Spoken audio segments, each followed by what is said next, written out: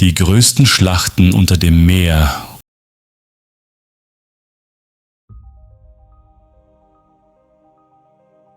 Unter der stillen Oberfläche des tiefblauen Ozeans, wo kein Licht eindringen kann und die Temperatur mit jeder Schicht sinkt,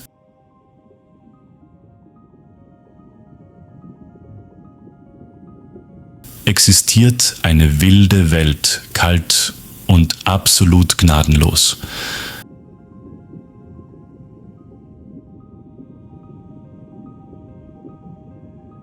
Es gibt keine Gnade, keine Gerechtigkeit, nur Lebewesen, die geboren wurden, um zu jagen, und solche, die überleben, indem sie sich verstecken.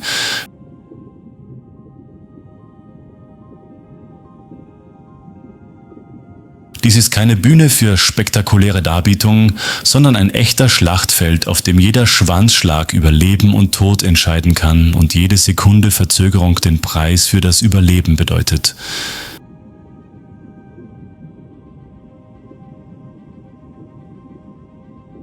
Der nordöstliche Pazifik erstreckt sich endlos weit, das tiefblaue Wasser schlägt sanft gegen die kargen Felsen von Antofagasta in Chile.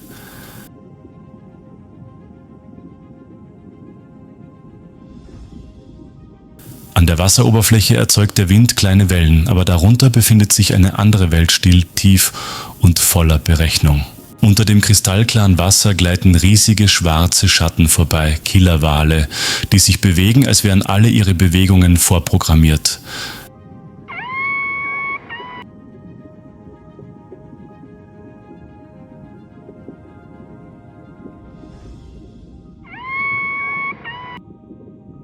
An der Spitze schwimmt ein ausgewachsenes Weibchen mit aufrechtem Rücken und einem Körper, der von den Narben früherer Verfolgungsjagden und Siege übersät ist. Die übrigen Tiere schwimmen in einiger Entfernung und halten Abstand, als würden sie an einem stillen Tanz des Ozeans teilnehmen. Killerwale, auch Orcas genannt, gehören zu den intelligentesten und gefährlichsten Meerestieren der Welt. Trotz ihres Namens sind sie die größten Mitglieder der Delfinfamilie. Ihr kontrastreiches schwarz-weißes Fell macht sie leicht erkennbar und warnt den Rest des Ozeans.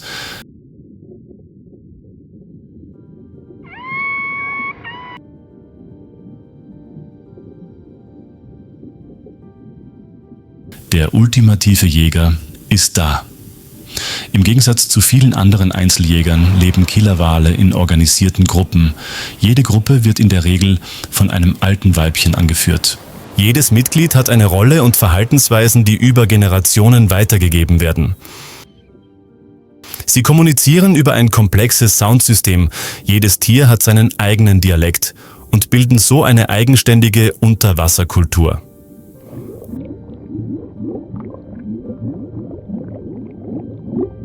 Taktik ist die stärkste Waffe der Killerwale. Nicht umsonst werden sie mit den Wolfsrudeln der Meere verglichen. Jede Jagd ist ein Zusammenspiel von Intelligenz und Erfahrung.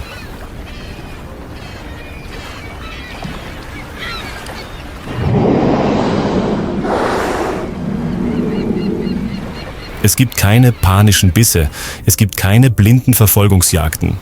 Stattdessen Druck, Isolation und kaltblütige Ausführung.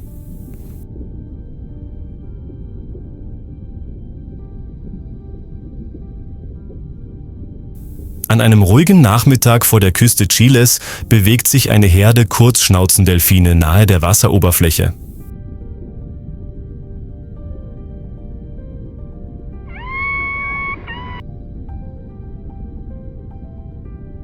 Sie geben charakteristische Laute von sich und vollführen hohe Sprünge, ein gängiges Verhalten, um soziale Beziehungen aufrechtzuerhalten und die Position der Herde im offenen Raum zu bestimmen.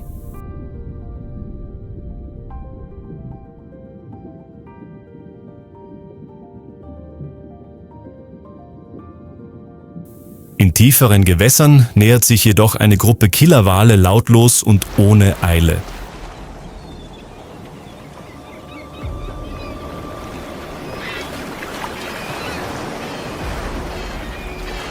Sie halten strategisch Abstand und drehen sich fächerförmig umeinander. Ein typisches Annäherungsmuster, das in vielen temporären Populationen beobachtet wurde.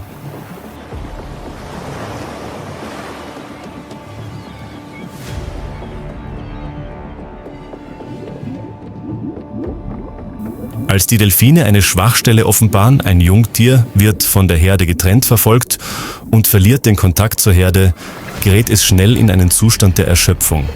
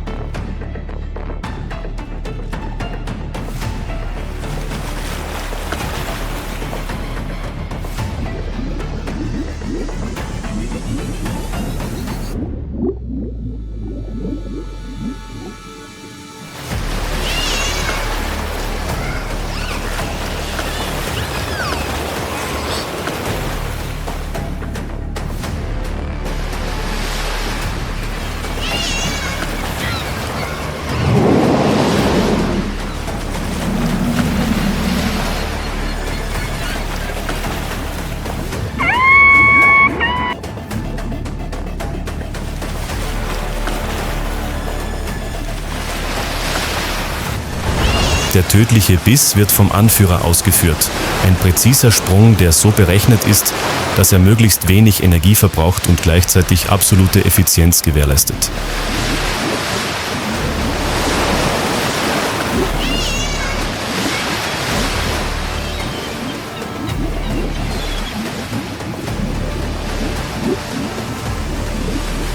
Es gibt kein Durcheinander, es gibt keine Verschwendung. Dies ist nicht nur eine Jagd, sondern ein koordinierter strategischer Prozess, der den hohen Grad der sozialen Organisation und die Lernfähigkeit der Spezies Orcinus orca demonstriert.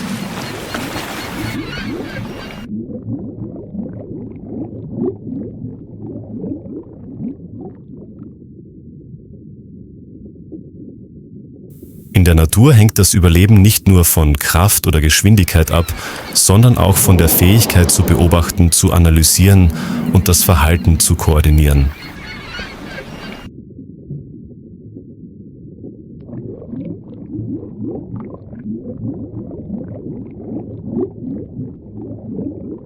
Orcas mit ihrer komplexen Sozialstruktur und ihrer Fähigkeit, Fähigkeiten über Generationen hinweg weiterzugeben, sind ein klares Beispiel für eine komplexe Form von Intelligenz, die sich in den Ozeanen entwickelt.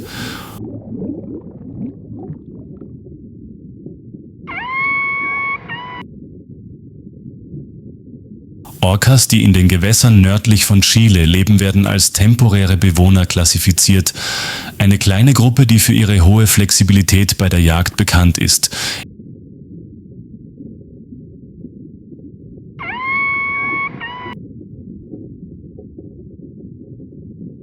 Im Gegensatz zu den sesshaften Bewohnern, die sich an eine bestimmte Beuteart anpassen können, temporäre Populationen ihre Ernährung und ihr Verhalten an lokale ökologische Schwankungen anpassen.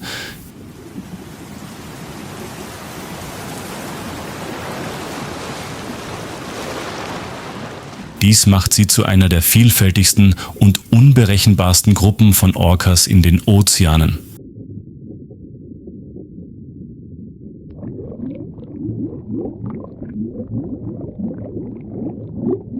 Anatomisch sind Orcas perfekt für hohe Geschwindigkeiten bei Unterwasserjagden ausgelegt.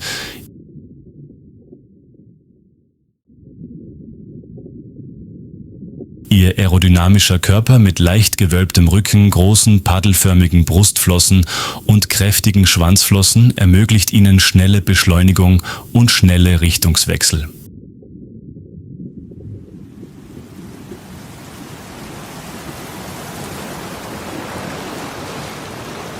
Bei der Jagd befinden sich die Augen der Orcas nahe dem Mundwinkel. Keine ideale Position, um nach vorne zu sehen, aber sehr effektiv, um Beute aus verschiedenen Winkeln oder von unten zu beobachten.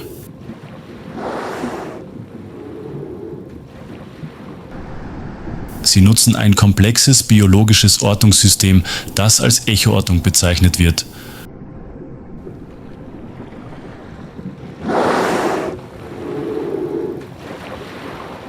Durch das Aussenden von Schallwellen und die Analyse der von ihrer Umgebung zurückgeworfenen Echos können sie die Position, Form und Bewegung ihrer Beute auf 100 Meter genau bestimmen.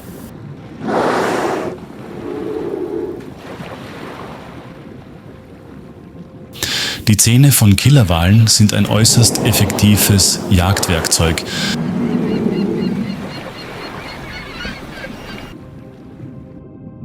Sie sind 7 bis 10 Zentimeter lang kegelförmig regelmäßig angeordnet und fest verankert, sodass sie glitschige Beutetiere wie Delfine, Seelöwen und Tintenfische festhalten können.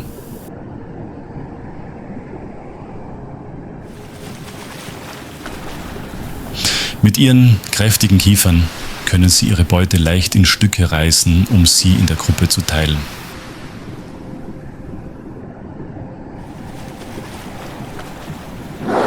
Von ihrer sozialen Organisation bis zu ihren Jagdtechniken sind Killerwale nicht nur Raubtiere. Sie sind ein Beweis für eine hochentwickelte Form der Intelligenz im Ozean, in der jedes Individuum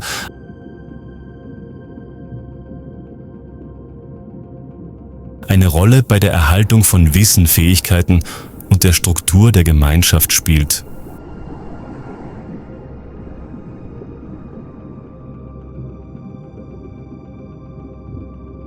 Nicht weit von der Meeresoberfläche scheint nach der Jagd wieder Ruhe eingekehrt zu sein.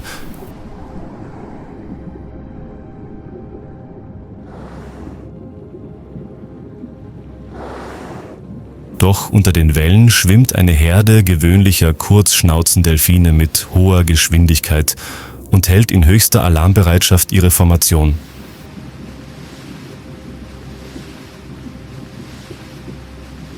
Diese Delfinschule lebt seit Generationen in den Gewässern vor der Nordküste Chiles. Sie lebt in einer komplexen Gesellschaft, die durch laute Erinnerungen und Rollen miteinander verbunden ist. Jedes einzelne Tier kennt seinen Platz. Die erwachsenen Delfine schwimmen vorne, die Weibchen schützen die Rückseite, die Jungtiere schwimmen in der Mitte der Formation.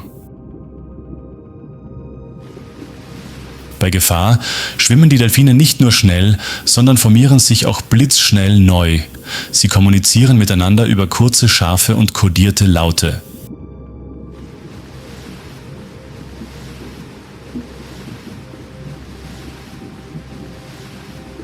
Der gewöhnliche Grindwal Globicephala macrohynchus ist ein komplexes soziales Tier, das in großen Herden von bis zu mehreren hundert Tieren lebt.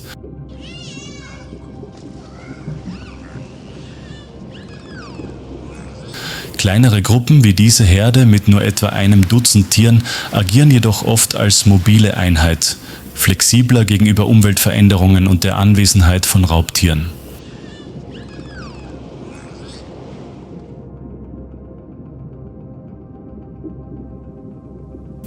Sie sind äußerst wendig, schnell und intelligent, so sehr, dass sie einzelne Killerwale erkennen, sich ihre charakteristischen Laute merken und ihre Reaktion für die nächste Begegnung entsprechend anpassen können. Dank ihres langen, muskulösen Körpers und ihrer kräftigen Schwanzflosse erreichen Delfine bei Bedarf Geschwindigkeiten von bis zu 40 Kilometer pro Stunde. Was sie jedoch wirklich so stark macht, ist ihre Intelligenz.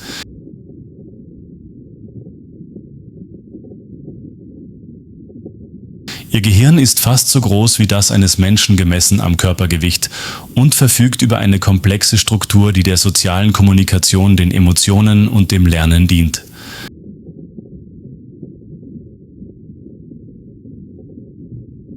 Sie können sich gegenseitig beim Namen rufen, vertraute Individuen nach vielen Jahren wiedererkennen und sich sogar gegenseitig trösten, wenn ein Mitglied verloren geht.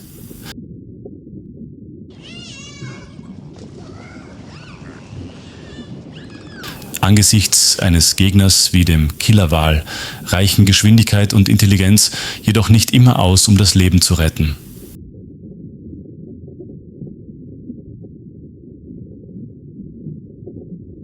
In diesem Spiel um Leben und Tod ist der Preis manchmal ein schwächeres Individuum.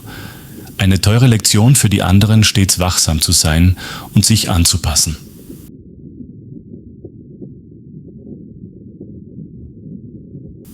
Als die Delfine in der nebligen See verschwinden, lassen sie nicht nur ein Mitglied zurück, sondern auch eine tiefe Erinnerung an die jüngste Begegnung.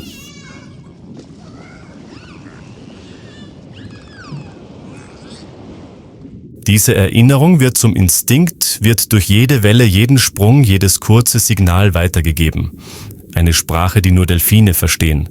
Und wie eine unsichtbare Hand hält sie am Leben in der rauen Welt des Ozeans.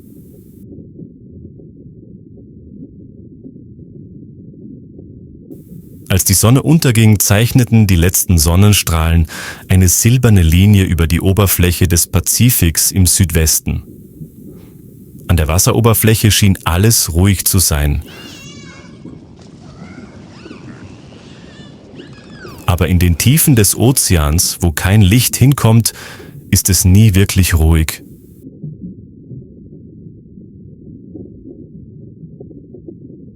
Weiter südlich, wo das Wasser mit jedem Meter kälter und dunkler wird, gleitet eine einsame schwarze Gestalt über den Meeresgrund, ohne Spuren zu hinterlassen, ohne Blasen, ohne Geräusche, ohne eine einzige Welle.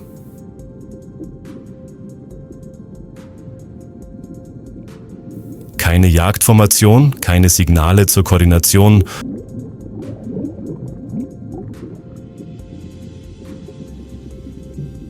Nur purer Instinkt. Wild und perfekt. Der riesige weiße Hai. Der weiße Hai, Carcharodon carcharias, ist einer der Spitzenprädatoren der Ozeane und bekannt für seine enorme Größe und seine blitzschnellen Angriffe.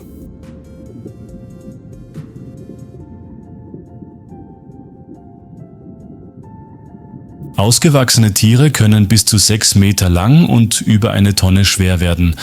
Ein perfektes hydrodynamisches Muskelpaket, das von einer rauen Haut umgeben ist, die wie Schleifpapier wirkt und den Wasserwiderstand verringert und die Schwimmleistung erhöht. Die schwarzen Augen sind zwar ausdruckslos, aber äußerst empfindlich für Bewegungen und Lichtkontraste, sodass sie auch in tiefem Wasser oder bei schlechten Lichtverhältnissen gut sehen können.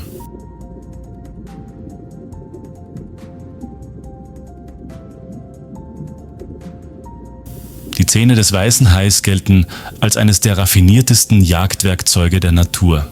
Jeder Zahn ist dreieckig rasiermesserscharf und bis zu 7 Zentimeter lang.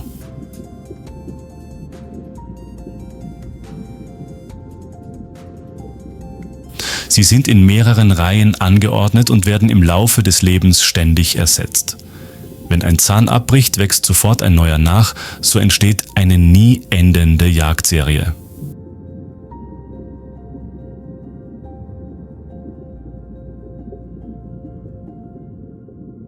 Die Fähigkeit des weißen Hais, Beute zu orten, hängt nicht ausschließlich von seinem Sehvermögen ab.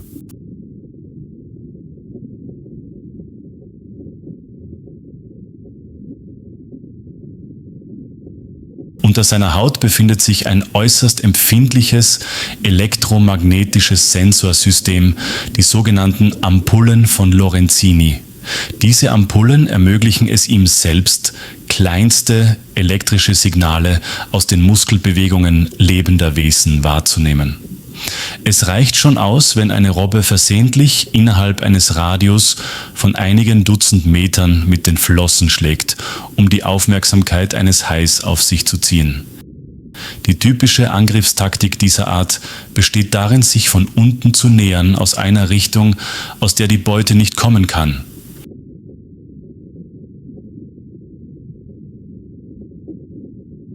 Wenn der richtige Moment gekommen ist, beschleunigt der Hai plötzlich, nutzt die gesamte Kraft seines Hinterkörpers und seiner Flossen, um sich wie ein lebender Speer in seine Beute zu bohren.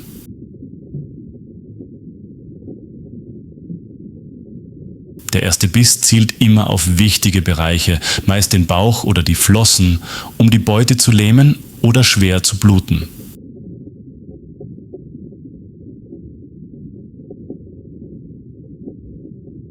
Bis die Beute noch nicht tot kehrt, Der Hai zurück, beobachtet sie aus der Ferne und wartet, bis sie erschöpft ist, bevor er den Todesstoß versetzt.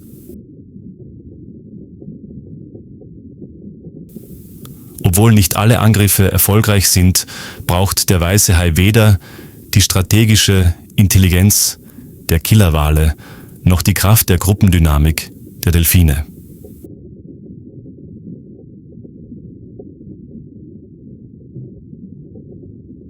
Was dieser Spezies seit über 400 Millionen Jahren einen festen Platz in der Nahrungskette sichert, ist ihr unerschütterlicher Urinstinkt, unverändert und effektiv bis zum letzten Biss.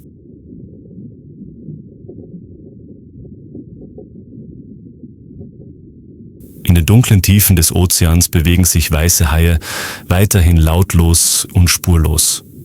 Niemand weiß genau, wonach sie suchen oder wann sie angreifen werden.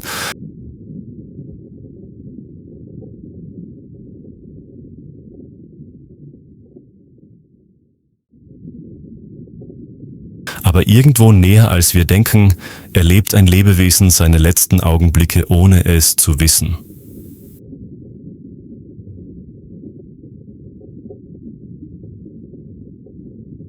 Auf den Wellen, die gegen die kalten, schwarzen Felsen schlagen, färbt das späte Nachmittagslicht den dicken Moosbelag grau-gelb.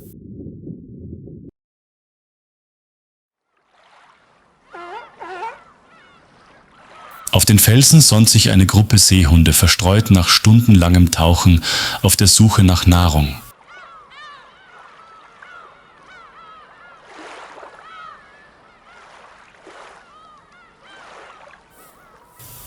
Ihre heiseren Rufe hallen zwischen den Klippen wider und tragen die fragile Ruhe des späten Nachmittags mit sich.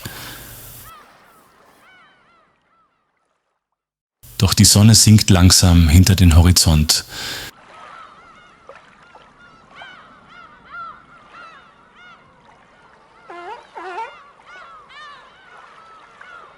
Die Flut beginnt sich zurückzuziehen und in einem vertrauten Zyklus sind die Seehunde gezwungen, ins offene Meer zurückzukehren, nicht aus freier Entscheidung, sondern um zu überleben.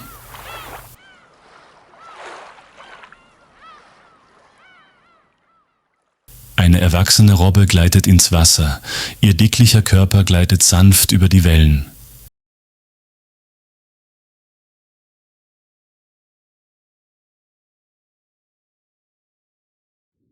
Zwei Jungtiere folgen ihr und schwimmen eifrig hinaus, um in den seichten Gewässern weiter nach Beute zu suchen. Dort finden sie kleine Fischschwärme und Tintenfische, die Lieblingsspeise dieser Tierart. Von oben sieht alles ganz friedlich aus, aber unter Wasser, wo sich das Wasser allmählich dunkelblau färbt, patrouilliert ein riesiger weißer Hai.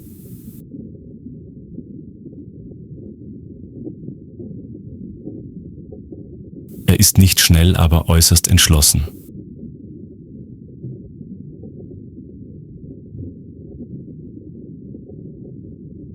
Sein grauer Körper verschmilzt mit dem gebrochenen Licht und macht ihn in der Tiefe des Meeres fast unsichtbar.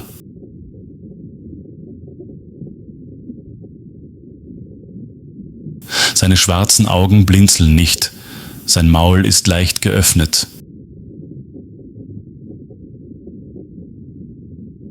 Das ruhige Wasser wird von seiner spitzen Schnauze, lang und kräftig, in zwei Hälften geteilt. Er muss seine Beute nicht sehen.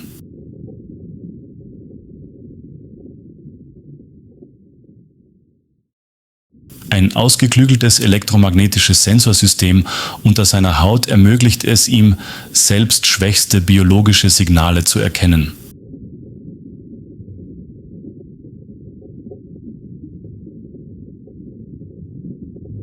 Eine Muskelbewegung, ein Flossenschlagen.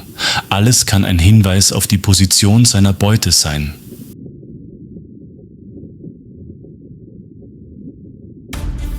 Als eines der beiden Seehundbabys die Herde verlässt und nach rechts abbiegt, um einem Schwarm kleiner Fische zu folgen, reagiert der Hai sofort.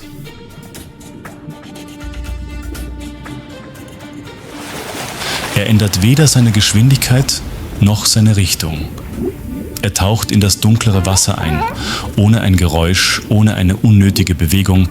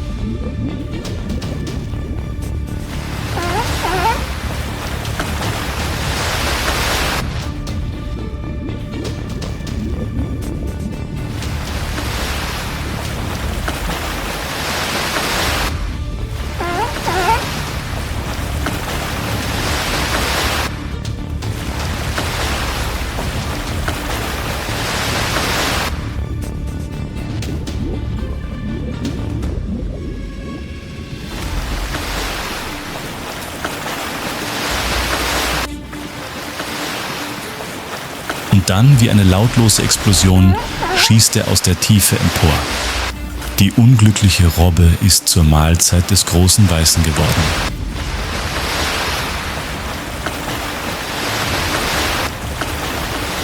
Der Jäger verschwindet so schnell, wie er aufgetaucht ist. Kein Geräusch, keine Wellen. Nur das hellrosa Meerwasser und absolute Stille bleiben zurück. In den Tiefen des Ozeans hört das Leben niemals auf. Jede Bewegung, jede Entscheidung ist ein Kampf zwischen Leben und Tod.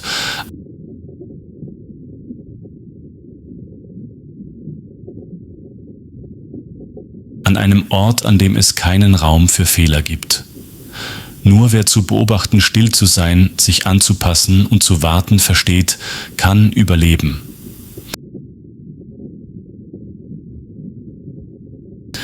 Zwischen Stille und Chaos ist das Überleben immer ein Instinkt, geschrieben mit Stille und Blut.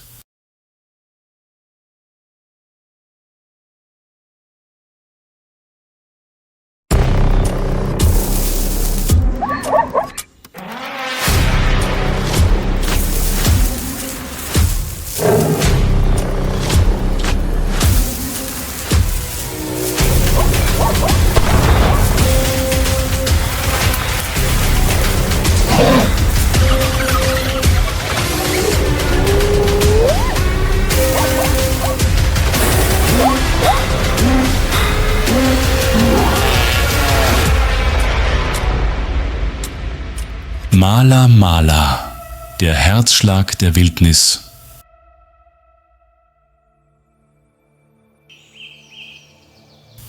Die Morgendämmerung bricht über dem Sandfluss an, wo ein hauchdünner Nebel wie Seide über dem Wasser liegt, während es sich durch das alte Land Mala Mala schlängelt. In den stillen Momenten des ersten Tages erwachen die Geräusche der Natur mit dem Zwitschern der Vögel, dem fernen Schrei der Gibbons und dem leisen Plätschern des Wassers.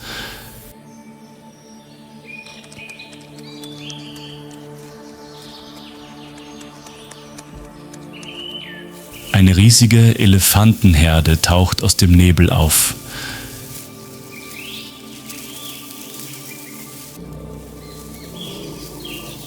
Die Elefantenmutter geht voran, ihre schweren Schritte hinterlassen Spuren im Schlamm.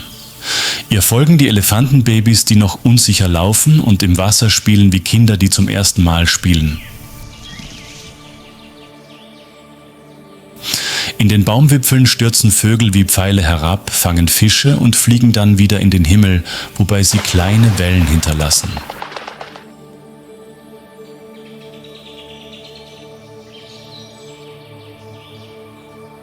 Hier an der Grenze zwischen Grasland und Dschungel, zwischen Stille und Bewegung. Der Sand River ist das Herz von Mala Mala, das Blut, das jedes Grashalm und jedes Wildtier nährt.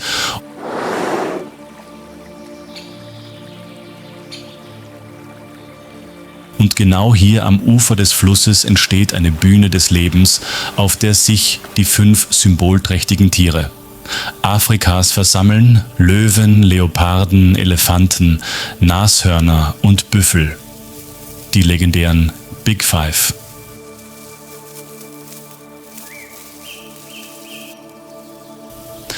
Ein männlicher Löwe brüllt auf einem hohen Hügel.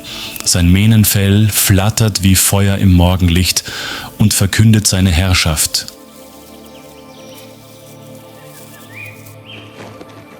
Ein Leopard bewegt sich durch das Dickicht. Jeder seiner Schritte ist so leise, dass kein Blatt sich bewegt. Ein stiller Schatten in der tiefen Dunkelheit des Waldes.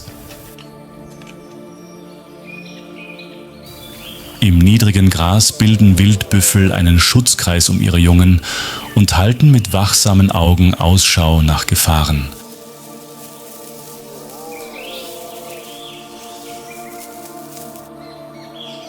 In der Nähe grast ein weißer Nashorn in aller Ruhe, seine raue Haut gleicht der Rüstung eines prähistorischen Kriegers.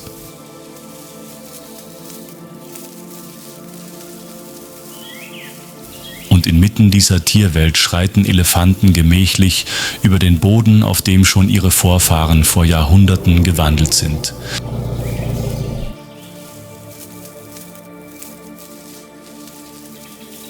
Jede Tierart ist ein unverzichtbarer Teil der Symphonie des Lebens in Mala Mala, wo jeder Sonnenaufgang den Beginn eines Kampfes markiert und jeder Augenblick von der puren Schönheit und Wildheit der unberührten Natur erfüllt ist.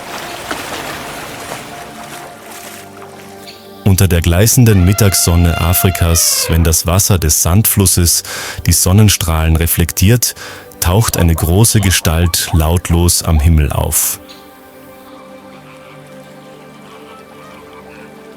Es ist der Marabu, einer der schönsten und seltensten Wasservögel in Afrika südlich der Sahara.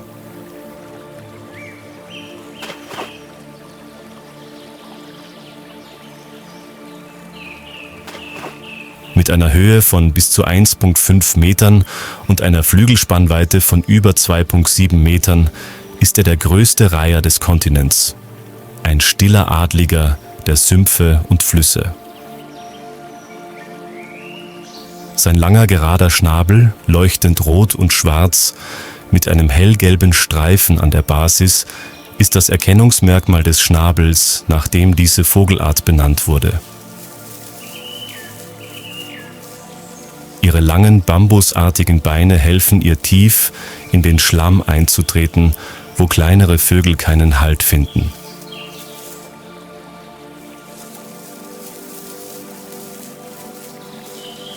Das schwarz-weiße Gefieder bildet einen starken Kontrast, besonders wenn es im Flug ausgebreitet ist, wie ein alter Teppich aus Licht und Schatten.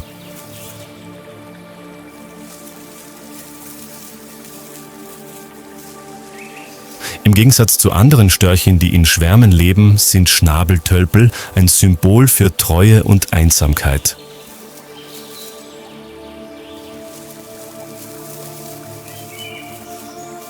Sie bleiben ein Leben lang zusammen und sind außer in der Brutzeit selten gemeinsam zu sehen.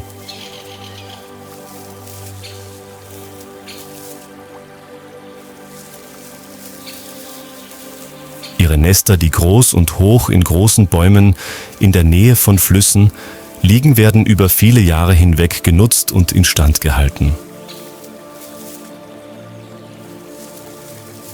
Paare von Schwarzstörchen folgen einander auf langen Flügen, still und würdevoll, als hätten sie eine eigene Sprache, die nur diese edlen Vögel verstehen können.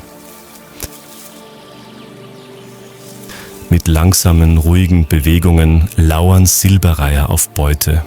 Kleine Fische, Frösche, Eidechsen und manchmal auch Wasserschlangen und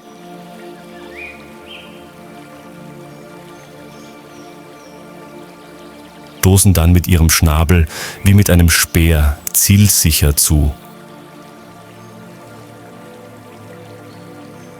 Jeder Stoß ist eine Kombination aus absoluter Präzision und einem Instinkt, der über Millionen von Jahren der Evolution geschliffen wurde.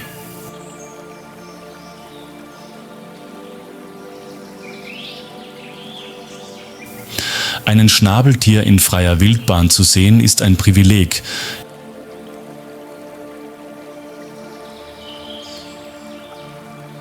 Nicht nur wegen seiner surrealen Schönheit, sondern auch, weil seine Anwesenheit ein Zeichen dafür ist, dass das Ökosystem geschützt und im Gleichgewicht ist.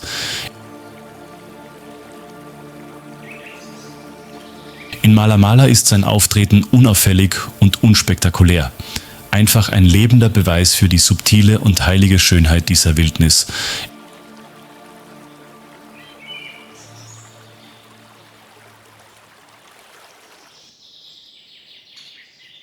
Im geschäftigen Leben der Mala-Mala-Steppe ist das Steppenzebra Equus quagga eines der bekanntesten, aber auch komplexesten Tiere.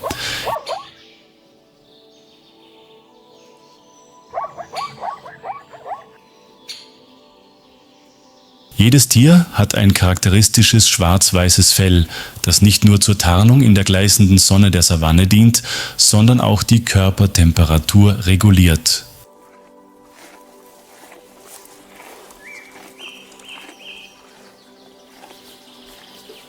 Die schwarzen Streifen absorbieren Wärme, die weißen reflektieren das Licht und sorgen so für eine Konvektionsströmung, die den Körper der Tiere in der sengenden Hitze Afrikas kühlt.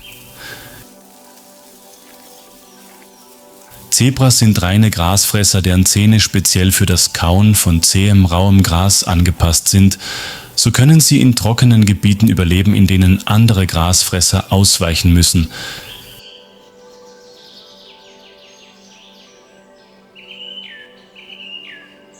Sie leben in Herden mit einer komplexen sozialen Organisation.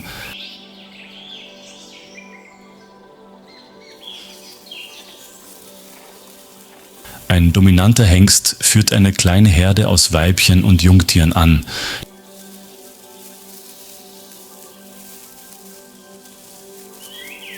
Die Herde kommuniziert über laute Körperhaltungen und sogar Schwanzbewegungen.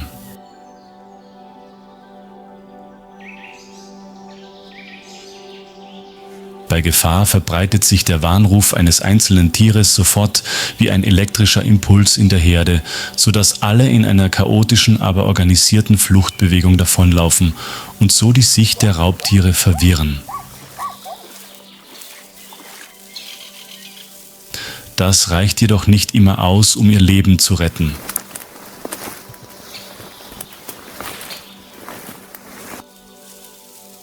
Was die Fortpflanzung angeht, sind die Weibchen etwa 12 bis 13 Monate trächtig und bringen in der Regel nur ein Junges zur Welt.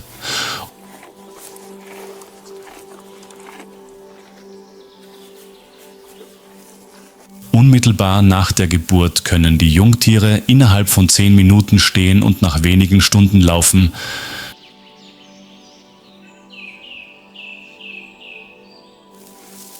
Das Ergebnis einer millionenjährigen Evolution, denn in dieser Welt kann jede Verzögerung den Tod bedeuten.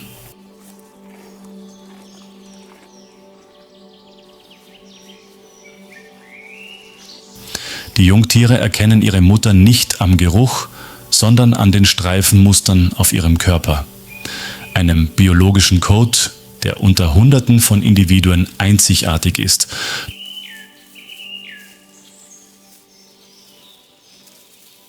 Doch so gut sie auch angepasst sind, sobald die Sonne untergeht, sind sie Beute und die Raubtiere machen sich auf die Jagd.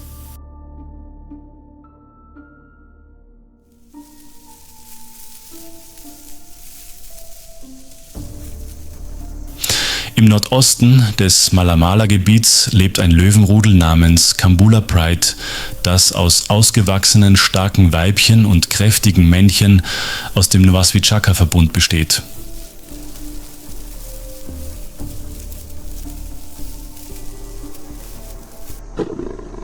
Es ist eines der größten Löwenrudel in Mala Mala und jagt normalerweise Großwild wie Wildbüffel, Zebras und sogar Giraffen.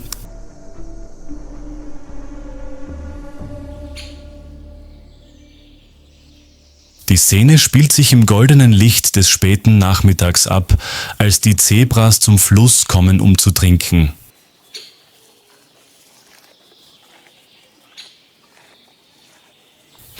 Der Wind trägt den Geruch von Blut in der Luft.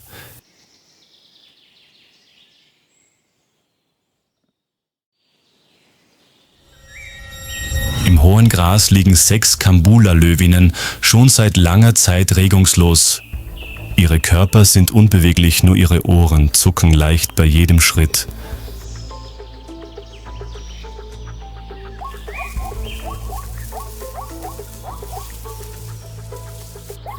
Ein junger Löwe mit noch nicht ganz ausgewachsener hellgelber Mähne schlich leise hinter der Löwengruppe herum.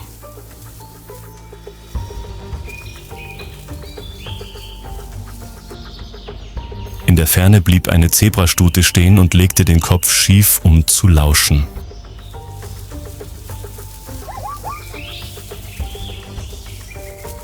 Zu spät, ein Brüllen zerriss die Luft.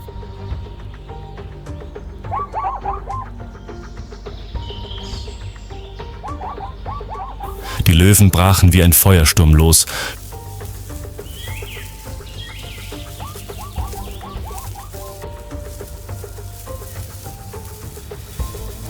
Staub wirbelte auf die Zebras, rannten panisch davon, ihre Hufe schlugen auf das trockene Gras und verursachten ein trommelndes Geräusch.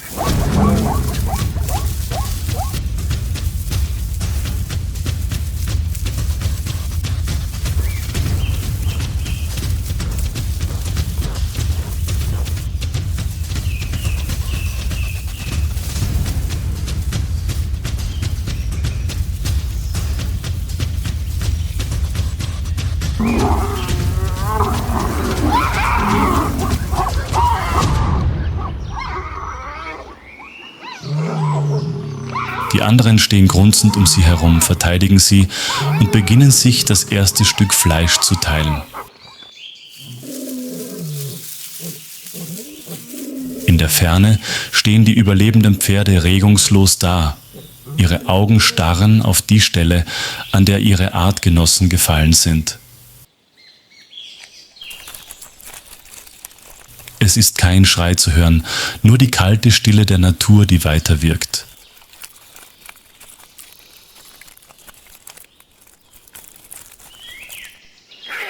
Im tiefroten Abendlicht versammeln sich Geier auf den kahlen Ästen.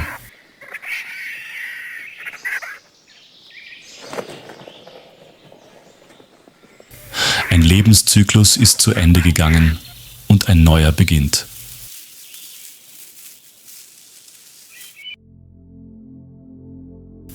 Als das letzte Licht des Tages hinter den alten Marula-Bäumen verschwindet und die Dunkelheit über Mala Mala hereinbricht, ziehen sich die meisten Pflanzenfresser auf die weiten offenen Flächen zurück, um sich auszuruhen.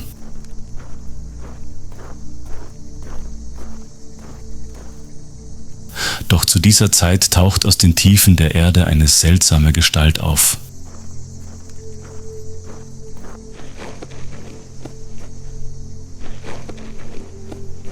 Das Erdferkel, der nächtliche Höhlenbewohner, erscheint still wie ein geheimnisvoller Gast in dieser wilden Welt.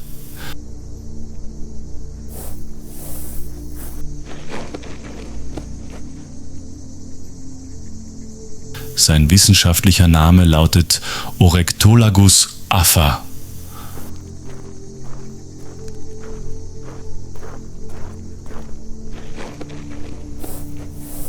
Ein Name, der ebenso seltsam klingt wie das Tier selbst. Mit seinem rundlichen Körper, dem strohigen Fell, dem dicken Schwanz, der an einen Känguruschwanz erinnert, den langen, aufrecht stehenden Ohren wie ein Kaninchen und der langen, empfindlichen Schnauze sieht das Erdferkel eher wie ein Produkt der Fantasie aus, als wie ein echtes Lebewesen.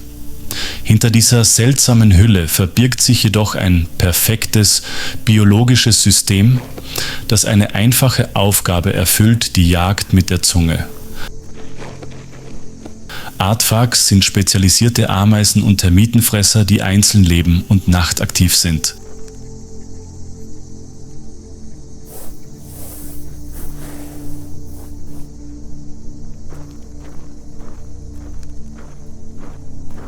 Mit ihren scharfen, sichelförmigen Krallen können sie innerhalb weniger Minuten einen Termitenhaufen ausgraben und Tausende von Insekten im Mondlicht freilegen.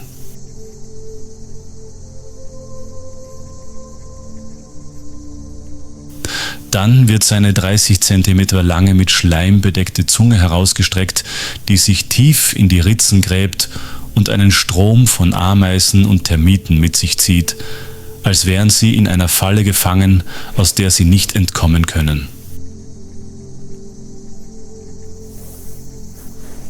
Ein ausgewachsenes Tier kann pro Nacht bis zu 5000 Insekten fressen. Eine erstaunliche Leistung für ein ruhiges und im Ökosystem fast unsichtbares Lebewesen.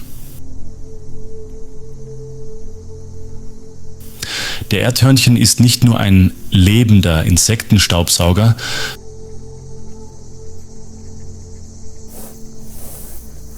sondern spielt auch eine wichtige Rolle für den Erhalt des Ökosystems. Die tiefen Höhlen, die er gräbt, können mehr als 10 Meter lang sein und bieten nicht nur ihm selbst Schutz, sondern auch Dutzenden anderer Arten wie Wieseln, Mardern, Vipern und sogar Eulen.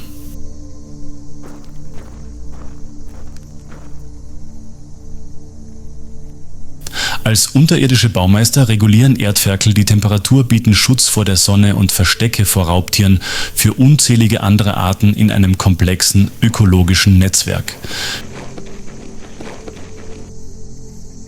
Für die meisten Touristen ist es jedoch fast unmöglich, Erdferkel in freier Wildbahn zu sehen.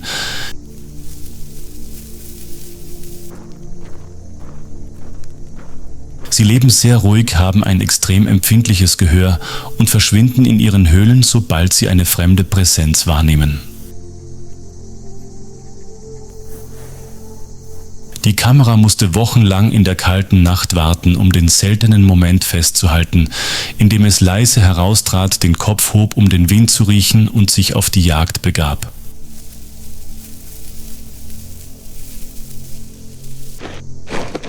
Langsame, vorsichtige Schritte, eher wie ein Geist der Savanne als ein Lebewesen aus Fleisch und Blut.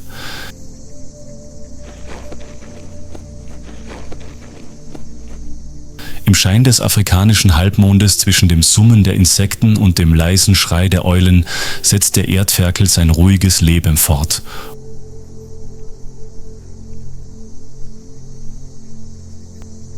Ohne Lärm, ohne Drama, ohne blutige Jagd oder Revierkämpfe, aber er ist ein unverzichtbarer Teil der Maschinerie, die jede Nacht in Mala Mala funktioniert.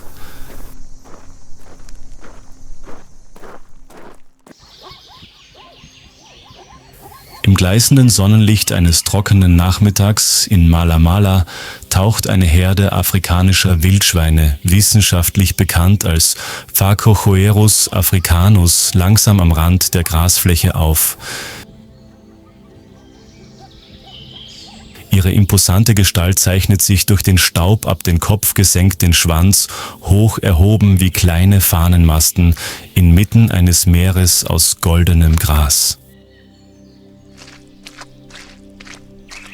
Mit ihrem seltsamen Aussehen, einem ungewöhnlich großen Kopf, 4 hervorstehenden Knochenwülsten, die wie ein Gesichtsschild wirken, und gekrümmten Reißzähnen, sind Wildschweine seit langem als lustige Wesen der Savanne bekannt. Hinter ihrem liebenswerten Äußeren verbirgt sich jedoch ein Körper, der sich auf raffinierte Weise an seine Lebensumgebung angepasst hat. Wildschweine haben kurze, aber extrem kräftige Beine, mit denen sie blitzschnell Geschwindigkeiten von über 50 Kilometer pro Stunde erreichen. Eine erstaunliche Geschwindigkeit für einen so schweren Körper. Ihre dicke, raue Haut schützt sie vor Bissen und Kratzern von Raubtieren und ihre gebogenen Hauer dienen nicht nur zum Ausgraben von Wurzeln, sondern sind auch eine echte Waffe, wenn sie in die Enge getrieben werden.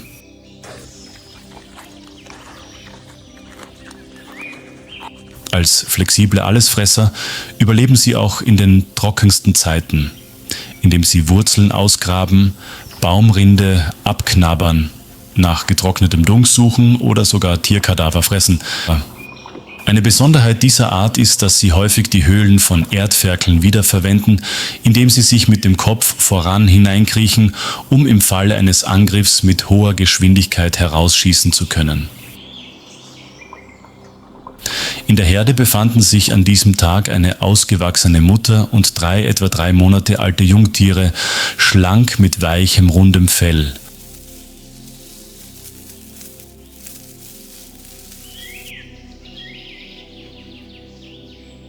Mit neugierigen Augen blieben sie an einem niedrigen Akazienbusch stehen und knabberten an dem zarten Gras, das nach dem Regen der vergangenen Woche gewachsen war.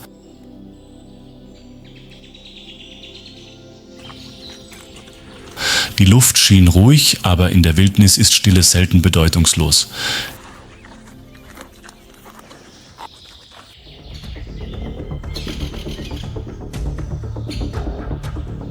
Nicht weit davon entfernt lauerte seit über 20 Minuten eine Gepardin, Acinonyx jubatus.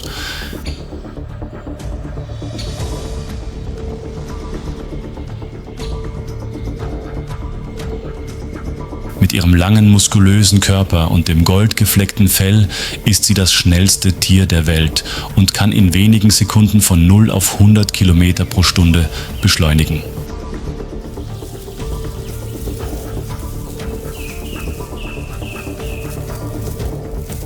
Diese Geschwindigkeit kann sie jedoch nur etwa 20 Sekunden lang halten, was bedeutet, dass der Sprung auf Anhieb sitzen muss.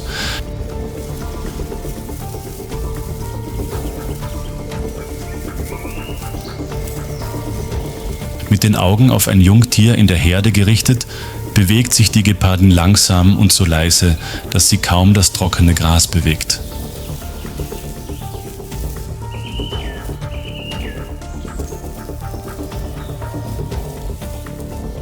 Ein leichter Windhauch, ein Moment des Atemstillstands und dann schießt sie plötzlich wie ein Pfeil los. Die Wildschweinmutter reagiert sofort und stößt einen Schrei aus, der wie das Wiehern eines Pferdes klingt. Die Wildschweine stürmen in Richtung des Gebüschs und rennen in ihrer typischen Weise dicht über den Boden, mit gesenktem Kopf, hochgerecktem Schwanz und dem Körper wie eine kleine Kanonenkugel, die in die Lücke schießt. Das gejagte Ferkel geriet nicht in Panik. Es lief im Zickzack, änderte plötzlich die Richtung und schlüpfte zwischen 2 niedrigen Erdhügeln hindurch, wodurch der Gepard etwas an Schwung verlor.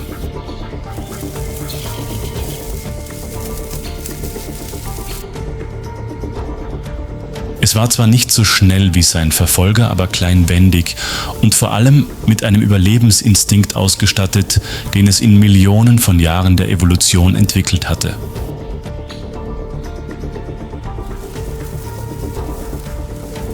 Nach weniger als 30 Sekunden verlangsamte der Gepard seine Geschwindigkeit und keuchte in den niedergedrückten Grashalmen. Seine Beute war entkommen.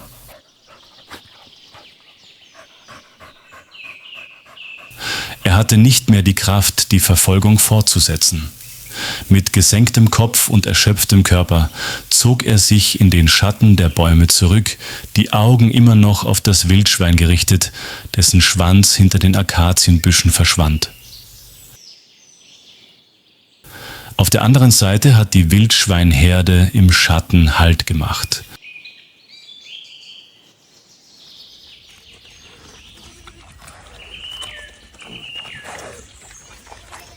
Die Jungtiere zittern noch leicht und drängen sich an ihre Mütter, aber ihre Beine sind fest auf dem Boden.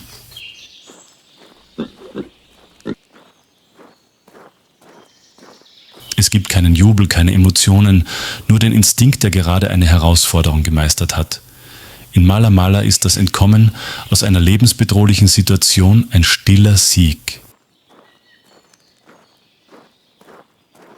Und für die scheinbar ungeschickten Wildschweine ist das etwas, was sie besser können, als wir denken.